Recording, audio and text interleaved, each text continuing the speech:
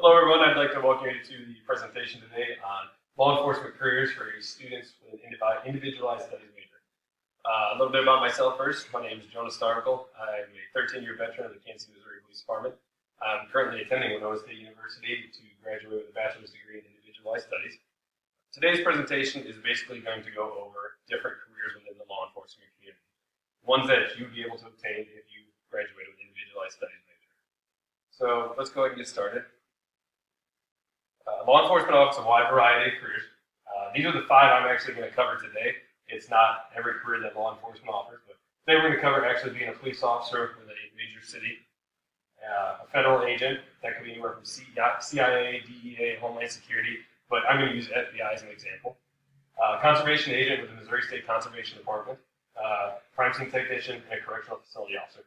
The last 2 are not necessarily law enforcement, as in you'll be enforcing laws and going out and actually arresting people, but they're in the realm of law enforcement. They offer support to actual law enforcement, and they're civilians within that world.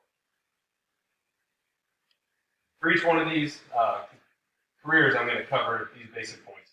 The requirements to become a police officer, the daily duties, the jobs within the police department, the average salary a police officer makes, and the job outlook for the upcoming years for that. For a police officer, how do you get hired?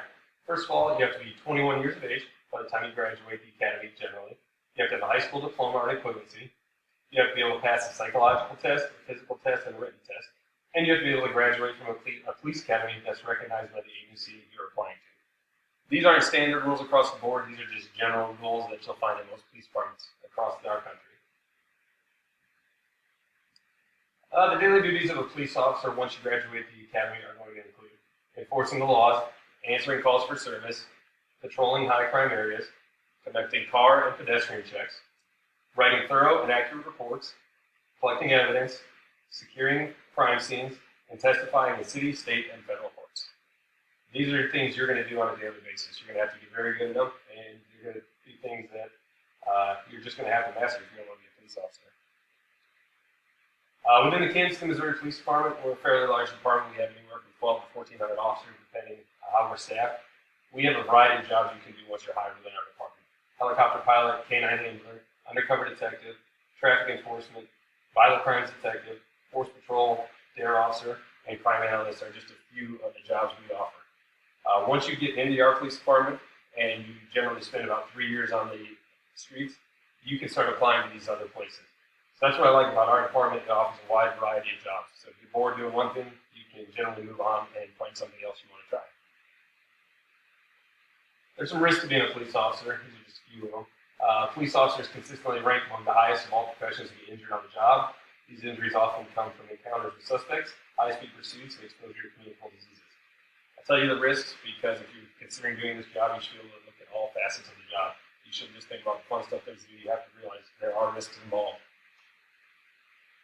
Salary and job outlook for a police officer.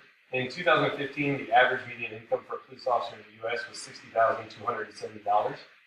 Over the next 8 years, the job market is expected to increase by 4%, which will add approximately 33,100 new jobs. The next career we're going to cover is being a federal agent.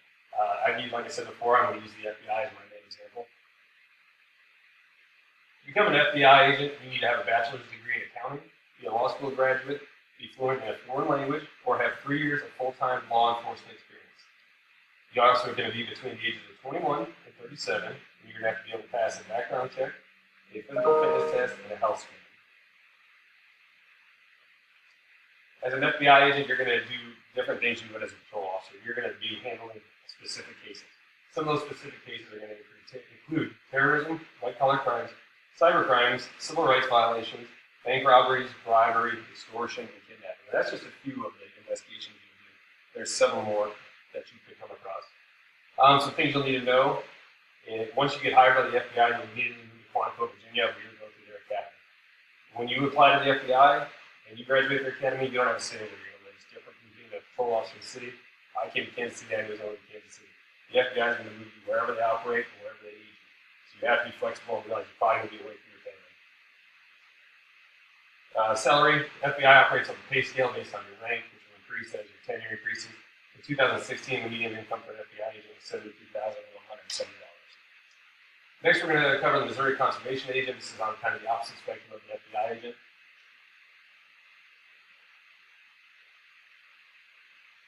To become a conservation agent, you need to be 21 years of age. You need to have a degree in forestry, fisheries management, wildlife conservation, natural resource conservation, some sort of law enforcement, criminal justice, agriculture, or another related biological science or closely related natural resources. Some of your daily duties are going to include checking hunters and fishers for wildlife code violations. You'll be prosecuting any violations you do find. You'll be conducting presentations on the radio and in schools, and you'll be involved in wildlife, fisheries, and forest management. Conservation agent has a kind of a different role, where their job is to help teach the public about what's going on in our wildlife and teach them the proper way to handle wildlife and keeping everything smooth in the wildlife industry. Salary and job outlook for the state of Missouri. An entry-level conservation agent will make approximately $39,559. That agent will receive raises as they gain tenure. It's a very limited job for them. It's a difficult one to get into. State of Missouri currently isn't hiring. Next, we're going to move to crime scene technician. Like I said before, this isn't an actual law enforcement job. This is a civilian within the law enforcement world. Their job is to come in and help us out when we need to prosecute crime scenes and then process crime scenes and then prosecute the suspects we are able to arrest. How do you hire? You're going to need more than your individualized studies degree. You're going to have to go back to school, and you're going to need get a good degree in natural science, chemistry, or biology. And you're going to have to complete rigorous on-the-job training. Crime scene techs daily duties include processing crime scene, collecting fingerprints and DNA, collecting and logging evidence, preparing and writing reports, and testifying in city, state, and federal court. You're going to need some special skills that you'll be able to obtain when you be hired, including being able to do photography, sketches, identifying firearms, and searching for small details. Being a crime scene tech is very gory. You're going to see all sorts of stuff you've probably never seen before. You're going to go on homicide scenes, rape scenes, robberies, and you're just going to see stuff you normally wouldn't encounter in your daily life. So you need to be mentally prepared if you're going to go into that kind of work.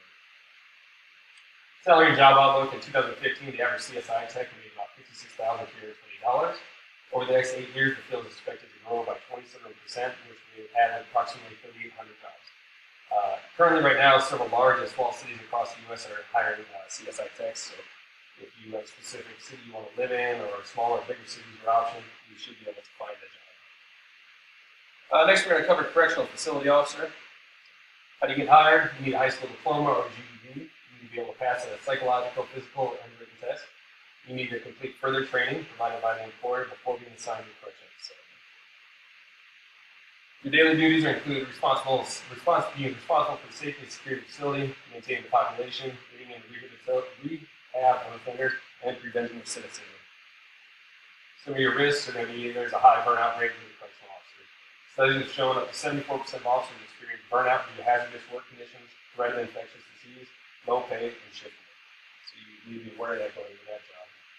Salary and job outlook in 2015, the average median income for a correctional officer was $40,580. There are over 474,000 correctional officers in the U.S., and over the next 8 years, the field is expected to grow by 17,000 jobs. That's the end of my presentation.